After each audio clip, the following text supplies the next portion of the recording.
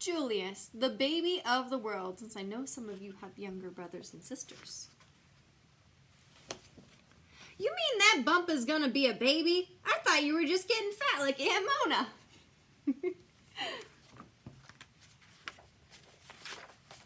Before Julius was born, Lily was the best big sister in the world. She gave him things, she told him secrets, and she sang lullabies to him every night.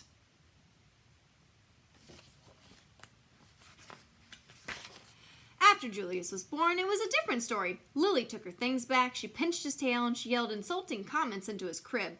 I am the queen, said Lily, and I hate Julius. These are mine. But her parents loved him. They kissed his wet pink nose, they admired his small black eyes, and they stroked his sweet white fur. Lily thought his wet pink nose was slimy. She thought his small black eyes were beady, and she thought his sweet white fur was not so sweet, especially when he needed his diaper changed. Julius is the baby of the world, chimed Lily's parents. Disgusting, said Lily.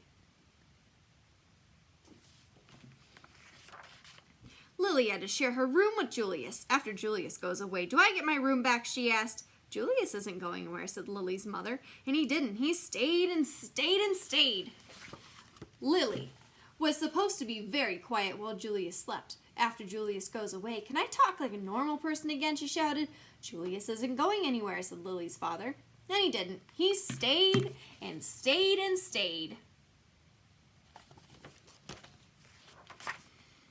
We want Julius to grow up to be as extraordinary as you, said Lily's mother, so we must tell him constantly how beautiful he is and how much we love him. When no one was looking, Lily had her own idea. We love you, Julius. You're beautiful, Julius. I hate you. You're ugly. We want Julius to grow up to be as clever as you, said Lily's father, so we must sing him his numbers and letters whenever possible. When no one was looking, Lily had her own idea. A, B, C, D, E, F, G, H, 1, 2, 3, 4, 5. 3, 8, 1, 2, 9, 6. That's not how we count. A, J, K, Z, B, S, C, H. That's not the order of our alphabet. Lily's parents were more than a bit doubtful about leaving the two of them alone together. Lily tried to frighten Julius with her nifty disguises. She learned magic and tried to make him disappear. When that didn't work, she simply pretended that he didn't exist. Baby? What baby? I don't hear anything. Lily spent more time than usual in the uncooperative chair. I hate everything. I'm hungry. I have to go to the bathroom. Uh-oh. Lily's parents showered her with hugs and kisses and treats of all shapes and sizes. They even let her stay up 15 minutes later every night. It didn't matter. Nothing worked. I am the queen, said Lily, and I hate Julius. But her parents loved him. They kissed his wet pink nose, they admired his small black eyes, and they stroked his sweet white fur. Julius is the baby of the world, chimed Lily's parents. Disgusting, said Lily. Lily's parents were amused when Julius blew a bubble. Can you believe it? They exclaimed. But if Lily did the exact same thing, they said, Lily, let's mind our manners, please. Lily's parents were dazzled when Julius babbled and gurgled. Such a vocabulary, they exclaimed. But if Lily did the exact same thing, they said, Lily, let's act our age, please.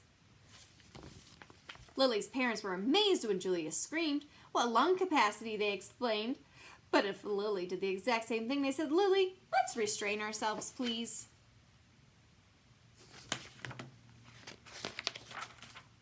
One morning, while Lily was busy playing opera, her mother said, why don't you put some of that verbal excrements to use? Why don't you tell Julius a nice story? He's too little to understand a story, said Lily. He can understand it in his own way, said Lily's mother. Okay, said Lily, smiling.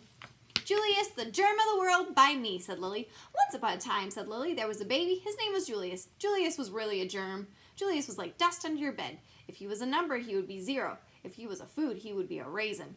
0 is nothing. A raisin tastes like dirt. The end, said Lily. The story earned her 10 minutes in the uncooperative chair. Uh-oh, she got in trouble for that. That wasn't very nice, was it?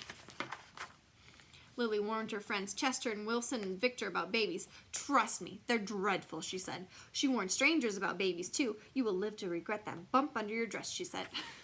Lily ran away seven times in one morning. I'm really leaving this time, she called. Who knows where they'll find me?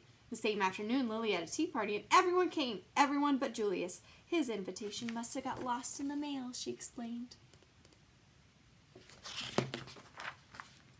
Lily had glorious dreams about Julius, and ghastly dreams, nightmares too.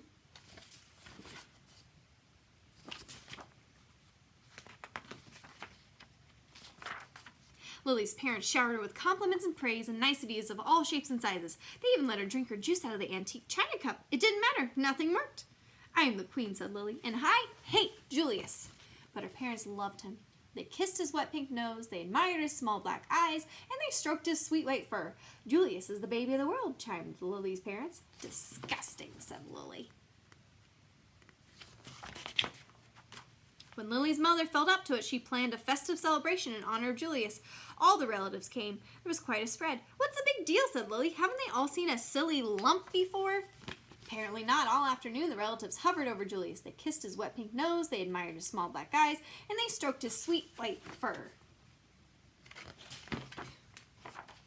Disgusting, said Cousin Garland. What, said Lily. Julius, said Cousin Garland. I think his wet pink nose is slimy, I think his small black eyes are beady, and I think his sweet white fur is not so sweet. He needs his diaper changed. Lily's nose twitched. Her eyes narrowed. Her fur stood on end, and her tail quivered. You're talking about my brother, said Lily. And for your information, his nose is shiny, his eyes are sparkly, and his fur smells like perfume.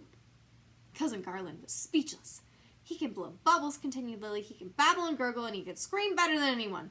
Cousin Garland tried to sneak out of the room. Stop, said Lily. I am the queen. Watch me closely. Lily picked up Julius. She kissed his wet pink nose. She admired his small black eyes, and she stroked his sweet white fur. Your turn, said Lily, handing Julius over to Cousin Garland. Kiss, admire, stroke, Lily commanded. Now repeat after me, said Lily. Julius is the baby of the world.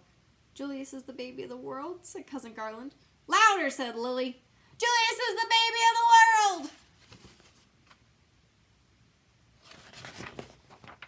And from then on, he was, in everyone's opinion, especially in Lily's. We're almost twins. The end. See if you have a baby brother or sister. See if you can think of ways that you might have felt the same way about them. And extra challenge if you write about it.